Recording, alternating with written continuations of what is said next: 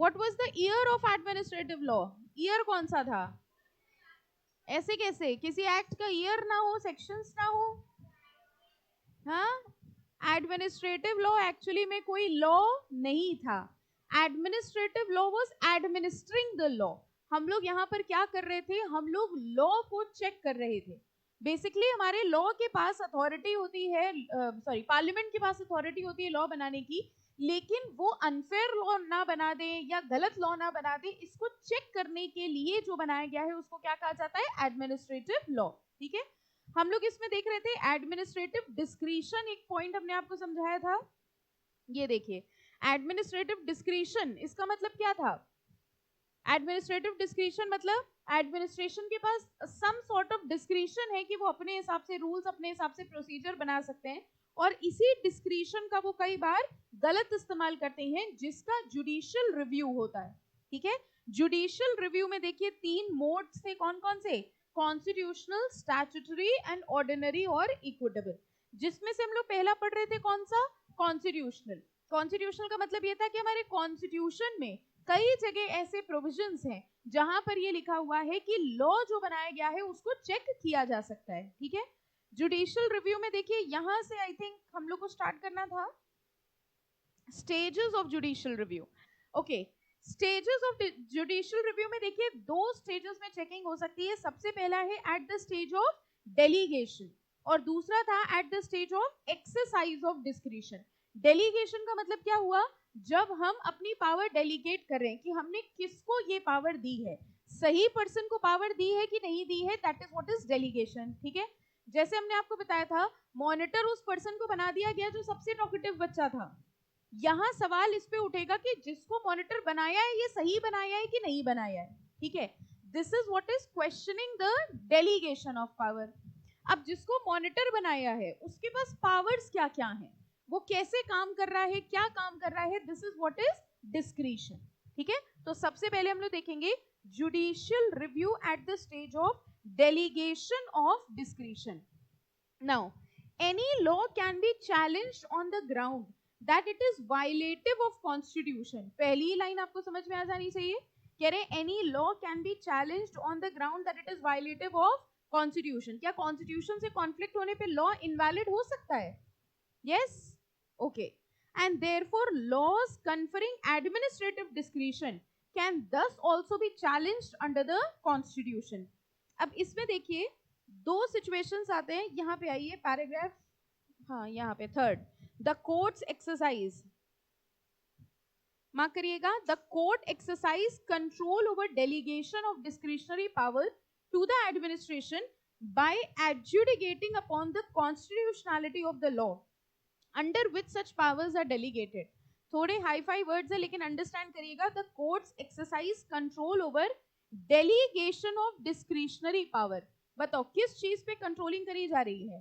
Delegation of discretionary power, मतलब हम powers किसको डेलीगेट करें इसके ऊपर चेक रखा जा रहा है. कैसे रखा जा रहा है? By adjudicating upon the constitutionality. Adjudicating upon the constitutionality मतलब जिसको डेलीगेट किया है कॉन्स्टिट्यूशनली वो सही डेलीगेशन है कि नहीं है, ये चेक किया जा रहा है. और कह रहे हैं इसके लिए 2 आर्टिकल्स कंसिडर करें हैं. देखिए, therefore if the law confer vague and wide discretionary power it may be declared ultra vires article 14 and article 19 of the constitution. कह रहे हैं अगर डेलीगेशन गलत हुआ है तो आर्टिकल 14 और आर्टिकल 19 के हिसाब से अनकॉन्स्टिट्यूशनल डिक्लेयर किया जा सकता है. 14 19, व्हाट वाज 14? आर्टिकल 14 किस चीज का था? कोई ये तो नहीं सोच रहे किस चीज का आर्टिकल 14? कॉन्स्टिट्यूशन का article 14 was right to equality. ठीक है, equality before law and equal protection of law. And 19 was right to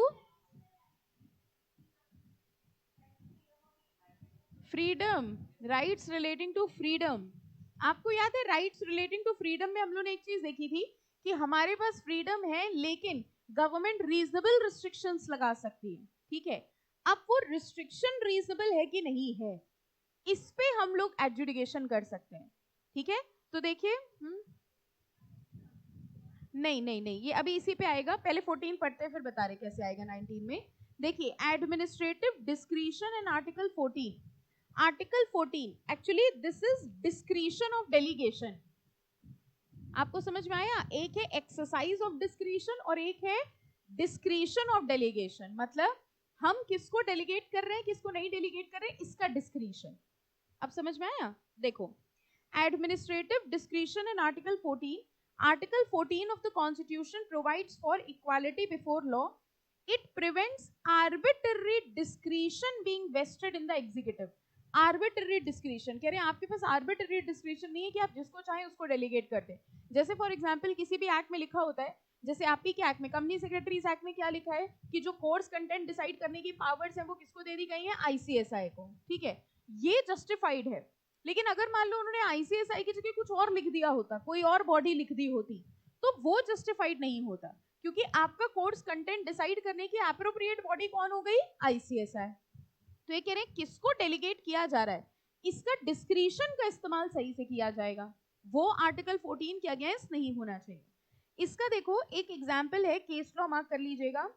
state of west Bengal versus Anwar Ali. In this case it was held that in so far as the act empowered the government to have cases or class of offenses tried by the special court. आपको याद है बहुत सारे ऐसे act होते हैं जिसमें लिखा रहता है कि इनके केसेस स्पेशल कोर्ट्स में जाएंगे. अब यहाँ पर एक सवाल ये उठा कि इस एक्ट को चैलेंज किया गया, कह रहे इन्होंने कहा कि कुछ केसेस स्पेशल कोर्ट में जाएंगे. नाउ कुछ केसेस स्पेशल कोर्ट में जाएंगे, इसका क्राइटेरिया क्या है, कौन से केसेस हैं जो स्पेशल कोर्ट में जाएंगे और कौन से हैं जो नहीं जाएंगे. This is against article 14. बताओ क्यों? कह रहे हैं इक्वालिटी नहीं है, कुछ केसेस को स्पेशल कोर्ट्स ट्राई कर रहे हैं और कुछ केसेस हैं जो आज भी वही पुराने सिनेरियो में चल रहे हैं. तो ये कौन सा जस्टिफिकेशन है कि कुछ केसेस के लिए स्पीडियर ट्रायल यानी स्पेशल कोर्ट्स बना दिए गए हैं और कुछ केसेस के लिए स्पेशल कोर्ट्स नहीं बनाए गए. जैसे फॉर एग्जांपल हम लोग कहें एनसीएलटी बनाए. अब एनसीएलटी किसके मैटर्स के लिए बनाए, कंपनीज के लिए. नाउ इन्होंने ये कहा कि आपने कंपनी के लिए एनसीएलटी बना दिया, बाकी सारे केसेस नॉर्मल मशीनरी के थ्रू जाएंगे. तो ये इक्वालिटी के अगेंस्ट है कि किसी के लिए स्पेशल कोड बनाए और किसी के लिए स्पेशल कोड नहीं बनाए. आप समझ में आए इक्वालिटी के अगेंस्ट कैसे हुआ? अगर ये डेलीगेशन सही नहीं है तो इसमें सवाल उठाया जा सकता है. This is what is at the stage of delegation. तो देखिए लिखा है in this case it was held that in so far as the act empowered the government to have cases or class of offenses tried by the special court, it has violated Article 14. The court further held the act as invalid. ये बताओ क्या लिखा है? The court further held the act as invalid. किसको invalid declare कर दिया गया? Act को. अब मान लो किसी एक्ट में लिखा है कि इस एक्ट के केसेस स्पेशल कोर्ट में जाएंगे, तो सवाल ये उठा दिया गया कि इस एक्ट के ही क्यों जाएंगे, ऐसा अनफेयर ट्रीटमेंट क्यों हो रहा है कि सिर्फ इस एक्ट के केसेस स्पेशल कोर्ट में जाएंगे और बाकी सब कुछ वही लंबे प्रोसीजर के थ्रू जाएंगे. तो उन्होंने कहा ये आर्टिकल 14 के अगेंस्ट है, या तो सारे तरीके के केसेस के लिए स्पेशल कोर्ट्स बनाओ और या तो किसी के लिए ना बनाओ. लेकिन कुछ के लिए आप बना रहे हो, कुछ के लिए नहीं बना रहे हो, जिसमें भी आपके पास कोई वैलिड जस्टिफिकेशन नहीं है.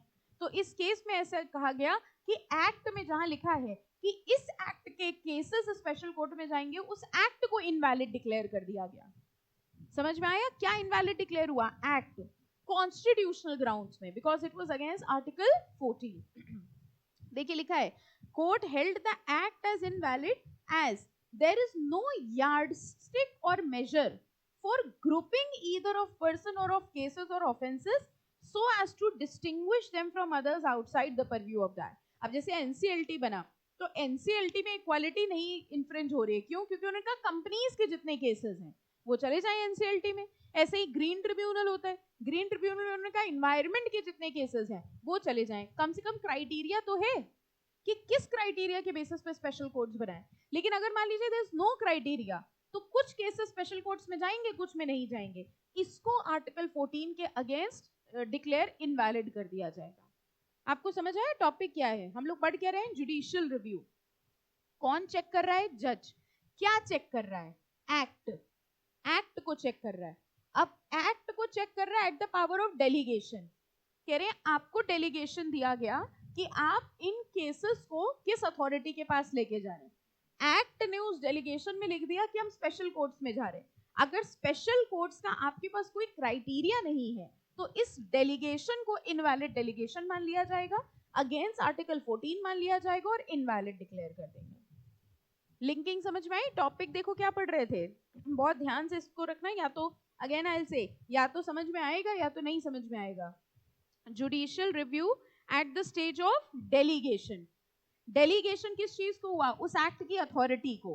किस बात का डेलीगेशन हुआ? कि आप कुछ केसेस स्पेशल कोर्ट में दे सकते हैं। ये जो उन्होंने डेलीगेशन किया, ये सही है या गलत, इस पे सवाल उठाया गया। तो उन्होंने कहा अगर आपके पास कोई क्राइटेरिया है कि इस वजह से हम ये केसेस स्पेशल कोर्ट्स में दे रहे हैं तो ठीक है। अगर आपके पास कोई क्राइटेरिया नहीं है तो इस तरह से कुछ केसेस स्पेशल कोर्ट्स में देने वाला प्रोविजन इनवैलिड होगा। अब क्लियर है? हाँ, हर एक्ट में नॉर्मली लिखा रहता है। एग्जैक्टली एग्जैक्टली उसमें देखो एक, हाँ उसमें एक लाइन लिखी होती है, अगर कभी आपने ध्यान दिया हो, the special court has been designated. एक वर्ड लिखा रहता है कि स्पेशल कोर्ट्स को डेजिग्नेट किया गया। इसका मतलब ये डेलीगेशन है। ये काम तो एक्ट का था, लेकिन एक्ट ने किसको डेलीगेट किया? स्पेशल कोर्ट को। अब जिन जिन एक्ट में उस स्पेशल कोर्ट्स को डेलीगेट करने का यार्डस्टिक है वो वैलिड है आज भी, और जिसमें कोई क्राइटेरिया नहीं था वो इनवैलिड है। हाँ, वो भी वैलिड है। ऐसी जैसे स्पेशल इकोनॉमिक जोन में भी उन्होंने कहा कि स्पेशल इकोनॉमिक जोन के केसेस के लिए स्पेशल कोर्ट्स को डेजिग्नेट किया गया। अब डेजिग्नेट किया गया का मतलब है ये डेलीगेटेड अथॉरिटी है, ठीक है। वहां पे उन्होंने कहा जितने केसेस होंगे वो ऐसी सेट में जाएंगे, दिस इज ओके। बट अगर किसी एक्ट में देयर इज नो यार्डस्टिक, क्योंकि देखो इसमें कोर्ट ने कहा है देयर इज नो यार्डस्टिक और measure for grouping of person, आप किस बेसिस में कुछ केसेस स्पेशल कोर्ट में भेज रहे हो, कुछ नहीं भेज रहे हो, so this will be against article 14। अब ठीक है, ओके। अगर ये आता है तो इसमें केस मेंशन करना पड़ेगा आपको, अनवर अली वाला, आर्टिकल 14 में। इसी तरह अब आइए इसका दूसरा एग्जाम्पल है एडमिनिस्ट्रेटिव डिस्क्रिशन अंडर आर्टिकल 19। अब आर्टिकल 19 किस चीज का था? फ्रीडम। हम लोग के कॉन्स्टिट्यूशन में देखा था कि फ्रीडम में हमारे पास कई तरीके की फ्रीडम है। कौन कौन से फ्रीडम है? अच्छा, freedom of speech and expression है, फिर एसोसिएशन है, फिर move freely throughout the territory है, reside in any part of the trade, freedom of trade है। याद आ गया? इन सारे फ्रीडम्स में एक पॉइंट लिखा था, रीजनेबल रिस्ट्रिक्शन सरकार लगा सकती है। ये जो रिस्ट्रिक्शन सरकार लगा रही है ये जस्टिफाइड है कि नहीं है? ठीक है, कह रहे रिस्ट्रिक्शन लगाने की अथॉरिटी डेलीगेट करी गई। अब ये रिस्ट्रिक्शन जो लगाया जा रहा है ये जस्टिफाइड है कि नहीं जस्टिफाइड है, दिस इज नाउ क्वेश्चनेबल। देखो क्या लिखा है, administrative discretion in article 19। Article 19 guarantees certain freedoms to the citizen but they are not absolute। ये लाइन वहां पे भी देखी थी। एब्सोल्यूट का मतलब पूरे पूरे एग्जैक्ट नहीं है, हो सकता है उस पर रिस्ट्रिक्शन लगाई जाए। Reasonable restrictions can be imposed on these freedom under the authority of law। Reasonable, देखो ये लाइन क्या लिखी है, reasonableness of the restriction is open to judicial review. बताओ किस चीज का जुडिशियल रिव्यू होगा? रीजनेबलनेस। वो जो रिस्ट्रिक्शन लगाई गई है वो रीजनेबल है कि नहीं है, इसको चेक किया जा सकता है। अब इसमें जरा एग्जाम्पल केसेस में आइए, केस के नाम याद करने अगेन। पहला देखो, doctor Ram Manohar versus state of Delhi. In this case, the DM was empowered under the East Punjab Safety Act to make an order of externment। समझना जरा, एक एक्ट था ईस्ट पंजाब सेफ्टी एक्ट। उस एक्ट ने ये कहा कि जो डीएम होता है, डिस्ट्रिक्ट मजिस्ट्रेट, ठीक है, उसको पावर दी गई है कि अगर उसको लग रहा है कि उसके स्टेट में कोई ऐसा पर्सन है जिससे स्टेट को खतरा हो सकता है तो उसको कुछ समय के लिए एक्सटर्न कर दिया जाता है। एक्सटर्न समझते हो? बाहर निकाल दिया जाता है कि आप कुछ समय तक इस स्टेट में नहीं आएंगे, ठीक है। अब पहले तो हमको ये बताओ यहाँ एक्ट कौन सा लगा? East Punjab safety act. और इन्होंने डेलीगेशन किसको किया? डीएम को। ये हो गया डेलीगेशन, ठीक है। अब डेलीगेशन ये कहा कि तुम्हारे पास अधिकार है, अगर तुम्हें लग रहा है कि स्टेट की सेफ्टी को देखते हुए, ठीक है, कुछ लोगों से हमारे स्टेट को खतरा है, तो आप कुछ समय के लिए उनको बाहर जैसे आपको पता है क्या होता है, जब ऐसा कोई इवेंट होना होता है ना, जो पब्लिक इवेंट टाइप होना होता है, तो जो ऐसे लोग होते हैं जिन पे शक होता है इनको पहले ही जेल में बंद कर देते हैं। ये पता है आपको? ये रियलिटी में ऐसा होता है। हाँ, ऐसा होता है। जैसे ही कोई पॉलिटिकल इवेंट या कुछ ऐसा रिलीजियस इवेंट, जैसे पुलिस को ऐसा लगता है कि इन लोगों से खतरा है, यही लोग हमेशा उपद्रव करते हैं, ठीक है, और इवेंट होने वाला है, तो इन लोग को पहले ही जेल में डाल देंगे। या इनको वैसे इंडिया के बाहर निकालते हैं तो उसको देश निकाला कहते हैं, ठीक है। तो इनको स्टेट से बाहर निकाल दिया जाएगा कि तुम 1 महीने तक इस स्टेट में नहीं आओगे। इसको एक्सटर्नमेंट ऑर्डर कहा जाता है, ठीक है। अब ये पावर उन्होंने डेलीगेट किसको कर दी? डीएम को। तो ईस्ट पंजाब सेफ्टी एक्ट के हिसाब से डेलीगेशन ऑफ पावर हुआ। नाउ डीएम ने क्या किया, उसको लगा कि कुछ लोगों से खतरा है स्टेट को, तो उन्होंने टेम्पररी बेसिस पे कुछ लोगों को बाहर निकाल दिया। बताओ ये उसका डेलीगेशन आर्टिकल 19 के अगेंस्ट है कि जस्टिफाइड है? आर्टिकल 19 में फ्रीडम था। अब वो जिसको बाहर निकाला वो कह रहा है वो freedom to move and reside in any part, हम कहीं भी जा सकते हैं, लेकिन तुमने कह दिया हम पंजाब में नहीं आएंगे। बताओ ये जस्टिफाइड है कि नहीं है डेलीगेशन? ये जस्टिफाइड है। क्यों? क्योंकि उसने सेफ्टी को देखते हुए ये एक्शन लिया। लेकिन अगर मान लो हम आपसे कहें डीएम ने ये ऑर्डर पास कर दिया कि तुम जिंदगी भर इस स्टेट में क्या छोड़ो इस देश में नहीं आ सकते, will this be justified? Now this is abuse of delegation. आपको समझ में आया कैसे पढ़ रहे हैं हम लोग? आर्टिकल 19 में जो डेलीगेशन किया उस पर सवाल उठाया जा रहा है। यानी अब मान लो डीएम ने ये ऑर्डर दिया होता कि तुम हमेशा के लिए बाहर चले जाओ and without any valid ground, ठीक है, आप अच्छे खासे बच्चे आप पढ़ रहे हैं बैठ के जीआई जेल, अगेन इमीडिएटली आपके खिलाफ ऑर्डर आ गया कि तुम देश के बाहर निकल जाओ, आप कहोगे हमने क्या किया? वो कह रहे वो सब छोड़ो बाहर निकलो। बताओ जस्टिफाइड अनजस्टिफाइड? अब आप बताओ किसके खिलाफ एक्शन लोगे? डीएम के अगेंस्ट। ये पता है आप क्या कर रहे हो? दिस इज एडमिनिस्ट्रेटिव लॉ, क्योंकि जिसको अथॉरिटी दी गई उसके एक्शन को आप चैलेंज कर रहे हो, ठीक है। तो हम ये पूरा एडमिनिस्ट्रेटिव लॉ सिर्फ ये कह रहा है कि हम सरकार से लड़ सकते हैं। इन शॉर्ट, सरकार ने जहां जहां कमियां हैं उन सब पॉइंट्स पे हम उनको एडजुडिकेट कर सकते हैं। तो यहाँ आप केस करेंगे डीएम के अगेंस्ट कि कोई वैलिड रीजन नहीं था, मेरा कोई क्रिमिनल हिस्ट्री नहीं है, फिर भी इन्होंने हमको देश से बाहर कर दिया और हमेशा के लिए कर दिया। अब आपने उनके ऊपर सवाल उठा दिया, दिस इज एडमिनिस्ट्रेटिव लॉ। लेकिन अगर उनका पॉइंट जस्टिफाइड है, डीएम कह रहा है कि क्लास में तो आज बैठा है, मर्डर तो पीछे करके आया है, सारे दंगे इसी ने किए हैं, ठीक है, उनका पॉइंट अगर प्रूफ हो जाता है तो एक्सटर्नमेंट ऑर्डर वैलिड हो जाएगा। फाइन, ठीक है। देखो क्या लिखा है, in this case the DM was empowered under east Punjab safety act to make an order of externment from an area in case he was satisfied that such an order was necessary to prevent a person from acting in any way prejudicial to public peace and order. कब वो करेगा externment order? जब वो कब convince हो जाए that it was necessary to prevent a person from acting in any way prejudicial to public peace. जब J and K में वो आर्टिकल हटा था, तो आपको क्या लगता है क्यों नहीं हुआ कुछ बवाल? क्योंकि बवाल करने के लिए कोई था ही नहीं, सबको पहले ही अंदर कर दिया था इन्होंने, वरना घर पे बंद कर दिया था। Absolutely absolutely. तो जो बड़ी अथॉरिटीज थी उनको घर पे बंद किया, बाकी सबको जेल में बंद कर दिया था, वरना ऐसा पॉसिबल ही नहीं था कि इतनी बड़ी चीज हो और कोई रायट ना हो। इसलिए उसको कंट्रोलिंग उन्होंने पहले कंट्रोलिंग करी, उनको पहले सबको जेल में बंद करो, अब जो करना है आराम से करो। और फिर उन्होंने कहा देखो कोई दंगा नहीं हुआ, कोई था ही नहीं दंगा करने वाला, तो कौन दंगा करेगा? So this is another way, but that was justified, उसके बाद छोड़ दिया गया, ठीक है। तो वही देखो लिखा हुआ है, the supreme court upheld the law. Upheld the law मतलब लॉ सही था, conferring such discretion on the executive on the grounds that the law in the instant case was of a temporary nature। कह रहे हैं ये जो externment किया गया था वो टेम्पररी नेचर का था, and it gave right to the externee to receive the grounds of his externment। ये बताओ दूसरा क्या पॉइंट है? हाँ, जिसको बाहर निकाला जा रहा है उसको आपको रीजन बताना पड़ेगा, ग्राउंड्स बताने पड़ेंगे कि तुमको क्यों बाहर निकाला जा रहा है। एज फार एज डीएम का ऑर्डर टेम्पररी है, एज फार एज उसने ग्राउंड्स बताए हैं, and as far as he is convinced कि तुमसे खतरा हो सकता है, तो एक्सटर्नमेंट ऑर्डर जस्टिफाइड है। तो यहां पर अब्यूज ऑफ डेलीगेशन नहीं माना जाएगा। हाँ बेटा, नहीं ऐसा जरूरी नहीं है। हाँ, क्रिमिनल रिकॉर्ड जरूरी नहीं है, कर सकते हैं ऐसा। बल्कि आपको पता है मतलब लोकल पुलिस में ये एक बड़ा कॉमन चीज है कि हमारी सुन लो, बाकी तो हंसी टोली घर में हो जाएगी, ऐसी क्या बात, हम एक ही घंटे के लिए आते हैं, है ना, हमसे कम समय मिलता है मिलने का। बल्कि आपको पता है नॉर्मल ये है, जैसे मान लो ये बड़े लोकल बात बता रहे हैं आपको, किसी मोहल्ले में चोरी होती है ना, तो जो वहां के जो चोर हैं सबसे पहले उनको पुलिस ले जाती है उठा के, उन्होंने कुछ किया, हाँ ये रियलिटी है, I was not knowing this thing, मैंने रियलिटी में देखा।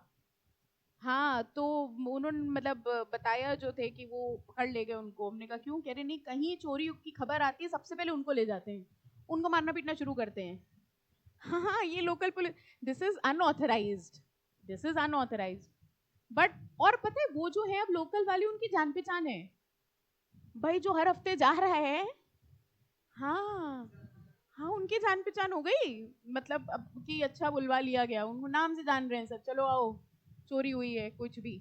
तो तभी तो होता है, तब जब आप चोरी की कोई वो एफआईआर या कुछ लिखवाते हो, तो पुलिस वाले बड़े ऐसे आराम से बैठे होते हैं, उनको पता है कि अच्छा किसने करा होगा। So this is a very, तो दिस इज अनऑथराइज। तो क्रिमिनल रिकॉर्ड का ऐसा, ये सब लीगल थोड़ी है कि आप उठवा लो। अब यहाँ पे ये कह रहे हैं एक्सटर्नमेंट ऑर्डर पास किया तो लीगल ग्राउंड होनी चाहिए, but there is no such condition that he should be having a criminal record. ठीक है, ऐसा कुछ नहीं है।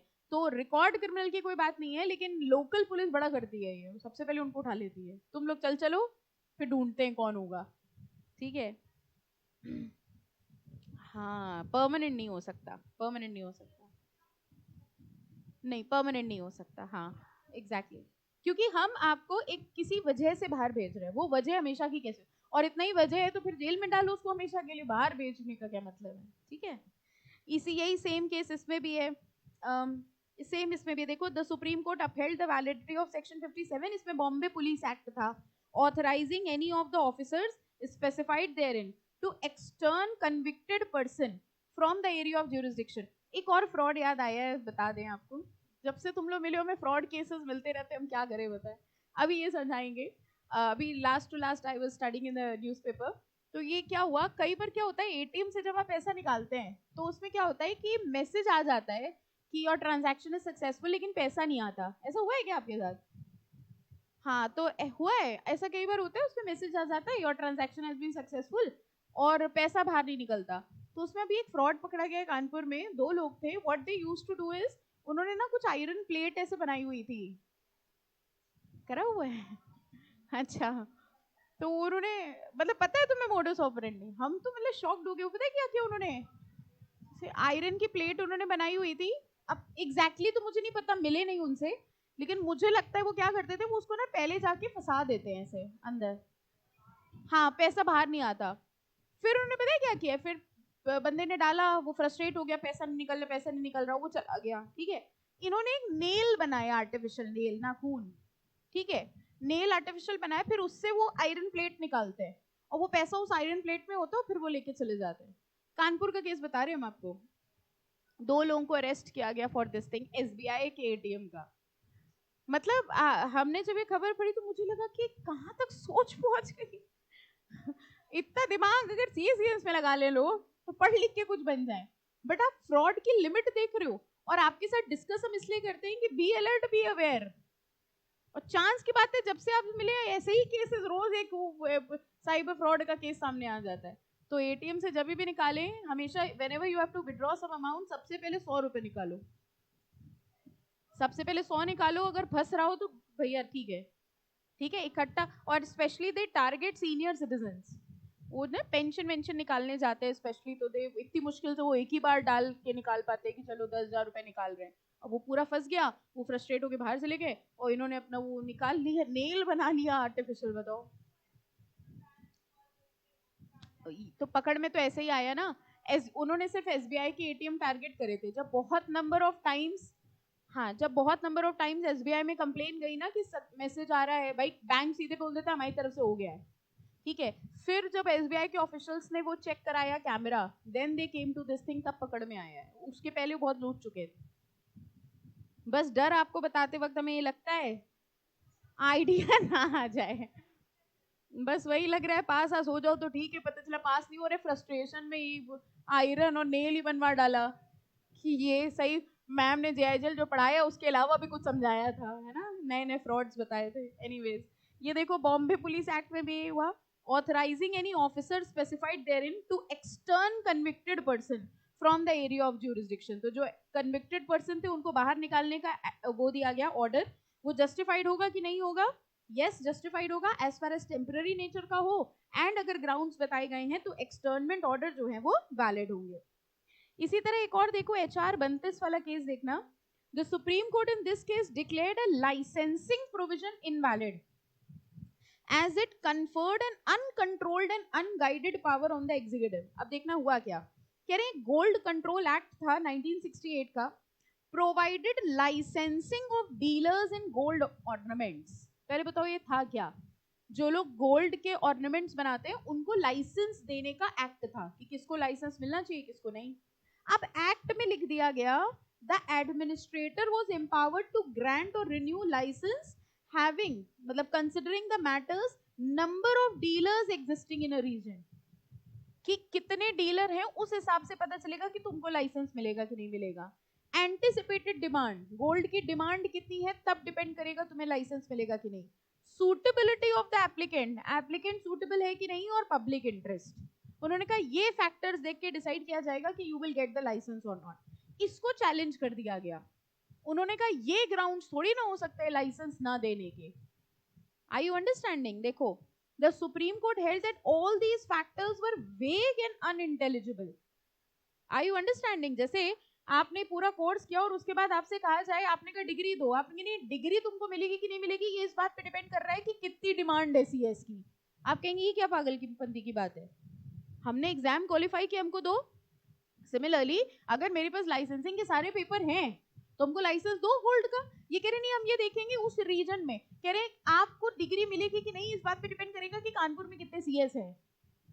बट आपको मंजूर है? सेम इनके साथ हुआ। उन्होंने कहा व्हाट आर दीज ग्राउंड्स, हाँ अगर आप ये ग्राउंड्स रखो कि डॉक्यूमेंटेशन में कमी है या एप्लीकेंट एलिजिबल नहीं है, एलिजिबिलिटी का इशू है, ये वैलिड ग्राउंड्स हो सकते हैं। लेकिन ये ग्राउंड्स रखना कि नंबर ऑफ पार्टिसिपेंट्स कितने हैं, डिमांड गोल्ड की कितनी है, कह रहे इससे लाइसेंसिंग, आप हमें लाइसेंस दो, डिमांड नहीं होगी हम नहीं बेच पाएंगे, वो मेरा इशू है ना, अब लाइसेंस तो दो कम से कम। Are you getting the point? ठीक है, कह रहे इस पे क्वेश्चन उठा दिया गया गोल्ड कंट्रोल एक्ट पे, और सुप्रीम कोर्ट ने बताओ क्या किया, एक्ट को जीता कि वो वायलेशन। देखो, supreme court held all these factors were vague, the term reason was nowhere defined. कह रहे दूसरी बात, ये रीजन का क्या मतलब हुआ? रीजन आप शहर को बोल रहे हो, स्टेट को बोल रहे हो कि देश को बोल रहे हो? रीजन का क्या मतलब हुआ? The expression anticipated demand was also vague. How can you anticipate demand?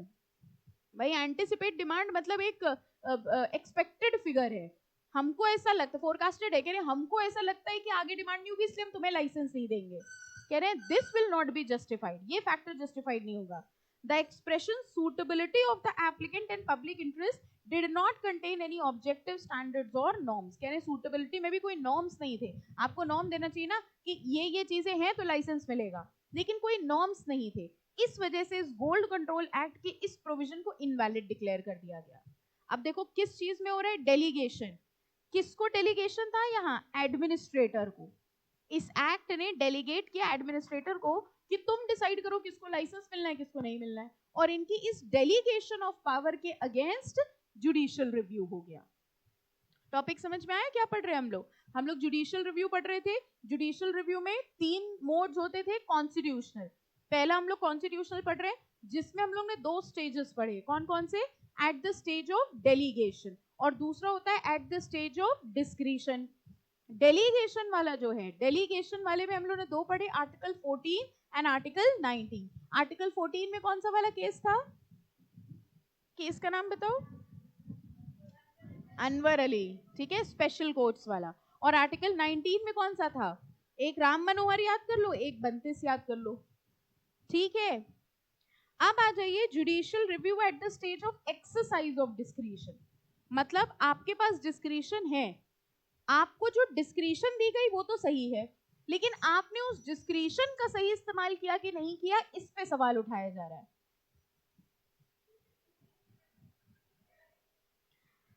Judicial review at the stage of exercise of discretion. No law, तुम लोग पढ़ो ना पढ़ो, तुम्हारी क्लास एंटरटेन बहुत करती है, इस बात में तारीफ है आपकी, है ना। पढ़ने वाले बच्चे हो ना हो, वो साइड फैक्टर हो गया, एंटरटेनमेंट बढ़ा है तुम्हारी क्लास में। Judicial review at the stage of exercise of discretion, no law can clothe administrative action with complete finality. ये लाइन देखो, no law can clothe administrative action with complete finality. Class teacher ने delegate किया monitor को, क्या monitor को सारी powers दे दी? Monitor को एक बच्चे के ऊपर गुस्सा आया, उसने उसको स्कूल से निकाल दिया? हो सकता है, समझ में आया? मॉनिटर के पास लिमिटेड पावर्स थी, सिर्फ क्या पावर थी? बोर्ड पे नाम लिख दो, टीचर से शिकायत कर दो, दैट्स इट। अब समझ में आया डिस्क्रीशन। डेलीगेशन बिल्कुल सही था, जिस बंदे को मॉनिटर बनाया गया डेलीगेशन बिल्कुल सही था। अब बात आ गई वो अपनी पावर्स का एक्सरसाइज कर रहा है, वो डिस्क्रिशन का इस्तेमाल सही कर रहा है कि नहीं कर रहा है ये देखा जाएगा। ठीक है, कह रहे हैं इसमें भी दो चीजें आएंगी। The courts in India have developed various formulations to control the exercise of administrative discretion which are grouped under two heads. First, authority has not exercised its discretion properly, that is abuse of discretion। दोनों में difference बताओ। पहला है abuse of discretion और दूसरा है authority is deemed not to have exercise its discretion. पहला है जो मॉनिटर था उसने गलत माइंड किया, मतलब गलत तरह से अपनी पावर का इस्तेमाल किया, और दूसरा किया ही नहीं। डिस्क्रिशन का गलत इस्तेमाल करना या डिस्क्रिशन का इस्तेमाल ही ना करना, ये दोनों ही अब्यूज माने जाएंगे। अब मॉनिटर से कहा जा रहा है माइंड करो, वो बैठा है, वो खुद को माइंड करे बैठा है, पूरी क्लास शोर मचा रही है, वो फिंगर ऑन योर लिप्स करके साइड में बैठा है। ये कौन सा वाला है? Not exercise of discretion. ये भी गलत है कि भाई हम लोग टीचर नहीं कि तुम्हें मॉनिटर बनाया किस बात के लिए, ये समझे किस बात पे सवाल उठाए। तुम्हें मॉनिटर बनाया किस बात के लिए बनाया, कि तुम अकेले चुपचाप बैठे रहो, ये इस पे सवाल उठाया। और मॉनिटर ने एक्सरसाइज किया डिस्क्रिशन, मार ही रहा है सारे बच्चों को। ये है अब्यूज ऑफ डिस्क्रिशन, गलत इस्तेमाल करना और ना इस्तेमाल करना। अब सबसे पहले हम लोग क्या देखेंगे? Abuse of discretion. Abuse of discretion में सबसे पहले कह रहे हैं mala fide. What is mala fide? Good faith, bad faith. Good faith को क्या बोलते थे? बोनाफाइड। और बैड फेथ में किया जाए तो अपने दोस्तों का नाम नहीं लिखता था बोर्ड पे। समझ में आया? एक असली सच्चा मॉनिटर वो होता है जो बात करता है उसका नाम लिखता है, भले उसके बाद दोस्ती टूट जाए। देखो पर्सनल दर्द ना बाहर आए, ठीक है। और एक मॉनिटर वो होता है जिसके मॉनिटर बनने पर उसके दोस्त ज्यादा खुश होते हैं, वो गुंडे बन जाते हैं। अब हमारा आदमी है, हमारा आदमी है, पावर में है ना। This is mala fide intention. अब बात समझ गए? मैलिफाइड इंटेंशन का मतलब उसने जो डिस्क्रिशन का इस्तेमाल किया उसका गलत इस्तेमाल किया, सही पर्पस के लिए यूज नहीं किया। इफ ये मॉनिटर वाला एग्जाम्पल एग्जाम में नहीं लिखने हैं, ये सिर्फ समझाने के लिए कर रहे हैं। हाँ हाँ, इफ द डिस्क्रिशनरी क्लास में बनाते, तुम लोग क्लास में बनाए मॉनिटर? हाँ और क्या, यहाँ कहाँ मॉनिटर बनाएंगे अब तुम लोग की क्लास में हम। If the discretionary power is exercise by the authority with bad faith और dishonest intention, the action is quashed by the court. Quashed मतलब रिजेक्टेड। अब देखो आपको याद है हम लोग ने एक केस पढ़ा था जिसमें हम लोग डिस्कस कर रहे थे जो टेंडर्स होते हैं। अब टेंडर, गवर्नमेंट में टेंडर एक्सेप्ट करने की अथॉरिटी वो टेंडर इवैल्यूएशन कमेटी को दे दी जाती है। जैसे मान लो कोई भी सरकारी डिपार्टमेंट है, वहां कोई काम होना है तो टेंडर से आना है, किसको टेंडर मिलना है किसको नहीं मिलना है ये उसी की अथॉरिटी डिसाइड करेगी। अब ये बताओ एक्ट में अगर लिखा है कि अथॉरिटी डिसाइड करेगी, ये क्या है? डेलीगेशन। ठीक है, अब अथॉरिटी किसी को टेंडर देती है किसी को नहीं देती है, ये क्या है? डिस्क्रिशन। ठीक है, डिस्क्रिशन है उसके काम करने का। अब समझना, नॉर्मली टेंडर उसको मिलता है जिसका लोएस्ट हो। अब जिसने दिया था लोएस्ट, उसका हर क्राइटेरिया से सही था प्रोडक्ट, उसकी सर्विसेज भी थी, सब कुछ सही था, लेकिन फिर भी उसका टेंडर रिजेक्ट कर दिया गया। बताओ ये क्या है? डेलीगेशन में प्रॉब्लम थी कि डिस्क्रिशन में प्रॉब्लम थी? डिस्क्रिशन। डिस्क्रिशन में अब्यूज ऑफ डिस्क्रिशन है कि not application of discretion? Abuse of discretion. उसने टेंडर तो दिया लेकिन जिसको देना चाहिए था उसको नहीं दिया। क्यों? क्योंकि मैलिफाइड इंटेंशन था। क्या मैलिफाइड इंटेंशन होगा बताओ इस केस में? कुछ नहीं, घूस ली होगी, एक वर्ड में बोल सकते हैं, घूस ली होगी। जिसने घूस दी थी उसको टेंडर दे दिया। यहां पर उस टेंडर इवैल्यूएशन कमेटी की अथॉरिटी को क्वेश्चन किया जा सकता है। समझ रहे हो क्या पढ़ रहे हैं हम लोग? ठीक है, देखो केस लो, देखिए Tata cellular. Tata cellular versus union of India, ये सारे केसेस याद करने हैं आपको। The supreme court has held that right to refuse the lowest or any other tender is always available to the government। बताओ ये क्या मतलब हुआ? right to refuse the lowest tender is available to the government। Tender, ये delegation किसको हुआ? Government को।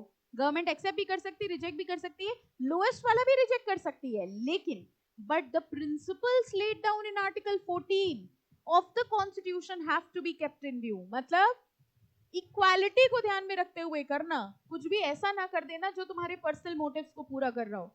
While accepting or refusing a tender, there can be no question of infringement of Article 14 if the government tries to get the best person or the best quotation.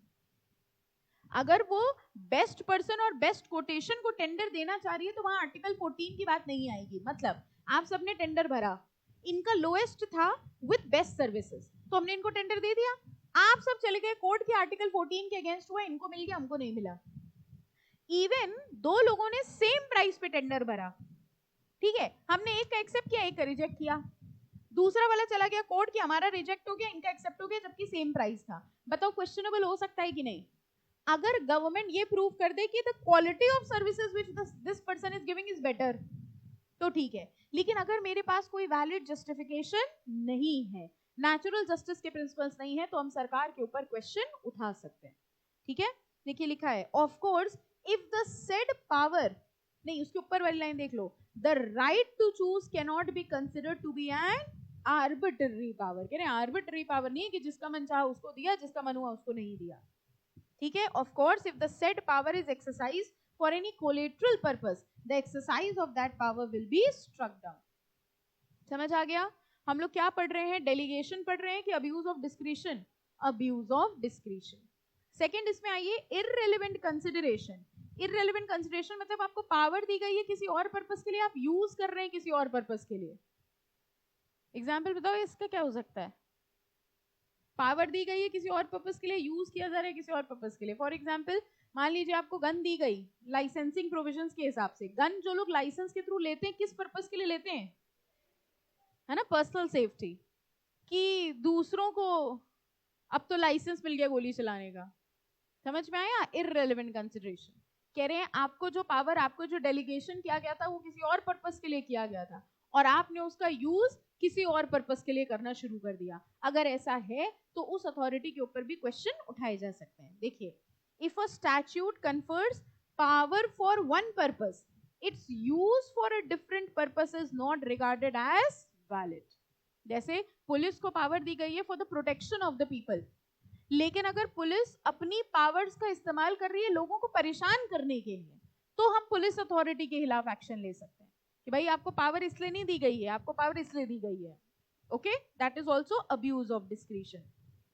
Third भी वही है, leaving out relevant consideration. ऊपर वाला था irrelevant करना और नीचे वाला है रेलेवेंट को छोड़ देना. बात वही है. Administrative authority exercising discretionary power is required to take into account all the relevant facts.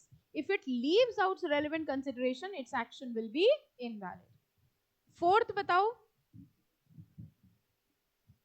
the order made should be based on facts and cogent reason and not on the whims and fancies of the adjudicatory authority. आप देखिए, जो भी जज decision देता है उसमें वो judgement देता है. जजमेंट में रीजंस होते हैं. जैसे जज ने डिसीजन, अच्छा अभी सिविल नहीं पढ़ा है आपने, जज ने डिसीजन दिया, ठीक है, उसकी जो जजमेंट होती है तो वो क्या बोलता है? ए जीत गए, बी हार के, बाद खत्म, जाओ. लाइन कहां से शुरू होती है बताओ? तमाम सबूतों और गवाहों को मद्देनजर रखते हुए. इस लाइन का रेलेवेंस सोचो क्या है. अच्छा, थ्रू आउट द कोर्ट जो प्रोसेस चलता है, आपने देखा है वकील बोलते हैं to be point to be noted my lord. Case चल रहा है आप लोग का, जिस कॉन्फिडेंस आपने बोला हाँ हाँ अभी कल ही तो बोला था, कहाँ पिक्चरों में ही देखा होगा I am sure. Point to be noted my Lord में क्या मतलब? जज को बोल रहे हैं खाली बैठे हो नोट्स बनाओ. वो कहते हैं पॉइंट टू बी नोटेड मतलब इस पॉइंट को नोट करो क्योंकि ये पॉइंट तुम्हारी जजमेंट का एक इंपॉर्टेंट पार्ट हो सकता है. Judgement has to be supported with reasons. जज ये नहीं कह सकता ये जीत गया बी हार गया. उनसे पूछा गया क्यों? कह रहे बस इसकी शक्ल से लग रहा है. You have to give reasons, और ये वही रीजंस होते हैं जो 100 पन्ने की जजमेंट होती है, उसमें वो रीजंस ही देता है. सारे रीजंस देने के बाद लास्ट में बोलता है तमाम सबूत और गवाह. ये सारी चीजों को साफ साफ नहीं बोलता है, ठीक है, ये सारी चीजों को कंसिडर करने के, तभी तो जज है वो, सब चीजों को कंसिडर करने के बाद ही कम्स टू कंक्लूजन कि ये जीत गया या हार गया है. समझ में आया? रीजन देना बहुत जरूरी है. बचपन में आपने वो करा है true and false with reason, school में आता था. बहुत छोटे में सिर्फ ट्रू एंड फॉल्स आता था, तो हम लोग भी अंधी लगा देते थे। फिर जब true and false with reason आया तो कई बार ऐसा होता था कि हम लोग को ट्रू लगता था, लेकिन जब रीजन लिखने बैठते थे समझ नहीं आता रीजन क्या लिखें। ये समझ में आया, कई बार रीजन आपकी थिंकिंग को चेंज कर सकता है। तो एडजुडिकेटरी अथॉरिटीज के डिसीजंस कभी भी आर्बिट्ररी नहीं हो सकते कि मेरे हिसाब से ए सही है बी गलत है, बात खत्म। No, you have to give the reasons. और अगर एडजुडिकेटरी अथॉरिटी रीजंस नहीं दे रही है तो हम उनके खिलाफ एक्शन ले सकते हैं। ठीक है, that is what is arbitrary order. Again improper use, ये बताओ पॉइंट्स किस चीज के पढ़ रहे हैं हम लोग? अब्यूज ऑफ डिस्क्रिशन, जो कि पॉइंट है किसका? स्टेजेस का। स्टेजेस में दो थे, डेलीगेशन एंड डिस्क्रिशन। स्टेजेस किसके अंदर था? कॉन्स्टिट्यूशनल। कॉन्स्टिट्यूशनल क्या था? Modes of judicial review. हम पीछे ऐसे लेके गए हैं, समझ गए? अच्छा वापस नीचे आ जाओ। इम्प्रॉपर पर्पस, हाँ बेटा हाँ। आर्बिट्ररी मतलब जो मन में आया, नहीं, हाँ मतलब आर्बिट्रेशन तो वैसे एक तरह से म्यूचुअल सेटलमेंट प्रोसेस होता है। यहाँ पर भी यही समझ लो, जैसे लिंक आप ऐसे कर सकते हो, आर्बिट्रेशन में क्या है, वो म्यूचुअल सेटलमेंट में जिन टर्म्स में चाहो अग्री कर लो, जरूरी थोड़ी है कि जो सही है वही सही हुआ। हाँ, तो उस हिसाब से आर्बिट्ररी वर्ड लिया गया है कि I am settling it on my own, what ever I want I will do. जैसे आप लोग नहीं, जब टेस्ट होता है तो आप लोग क्या करते हो? आर्बिट्ररी है, मन हुआ दिया, मन हो नहीं दिया। अच्छा, improper purpose, the discretionary power is required to be used for the purpose for which it has been given। ये वही हो गया relevant consideration वाला पॉइंट। साथ में है सब लोग? कुछ छूट गए हैं रास्ते में, वो चैप्टर में वापस अब आ नहीं पाएंगे। अगर आप हमारे साथ चल रहे थे तो चल लेंगे, नहीं तो you will not be able to catch. If it is हाँ given for one purpose and use for another purpose, ये अभी एग्जाम्पल दिया था हमने। अगला वाला आप हमें बताएंगे।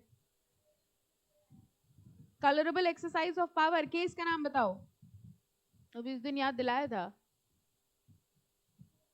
बड़ा गजनी सुना है आपने? वो छोटा था, कुछ दिन पहले की भूलता था, ये बड़े गजनी आए हैं आज की तारीख में। नहीं, हाँ केस तो वही था, नाम क्या था? बीका जी। दालमोट बिस्कुट से आगे बढ़ो अब। बीका जी नहीं था।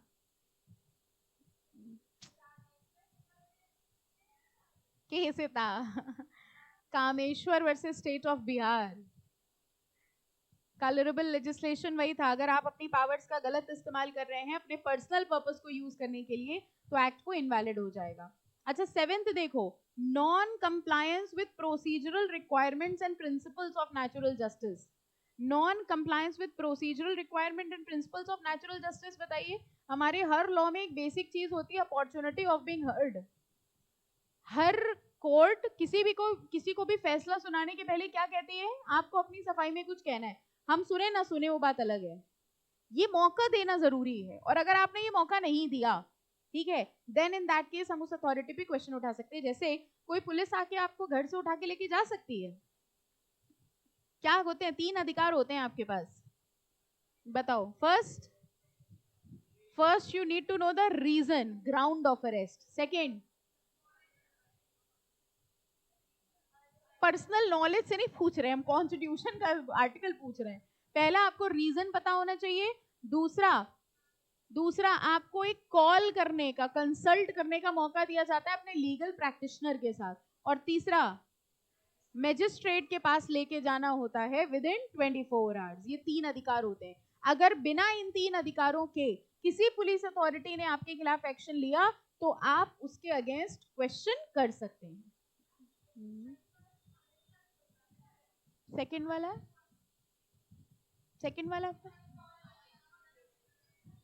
देखो बेटा, वो है जो आप पिक्चरों में देखते हो, ठीक है। हाँ, रियल में मतलब ये थोड़ी है कि थाने में चलो वहीं से फोन कर सकते हो। You have a right, constitution में क्या लिखा है? You have a right to consult a legal practitioner, you can consult from anywhere you want. मतलब ये नहीं कर सकते कि अब आप किसी से बात नहीं कर सकते। पिक्चरों में आपने देखा है कि उसको पहले ले गए पुलिस में, फोन जब्त कर लिया, फिर वहां से फोन मिलाने को मिले ना। हाँ, अब असली में करो तब समझ में आए। और क्या? एक्सीडिंग ज्यूरिसडिक्शन बताओ क्या हुआ?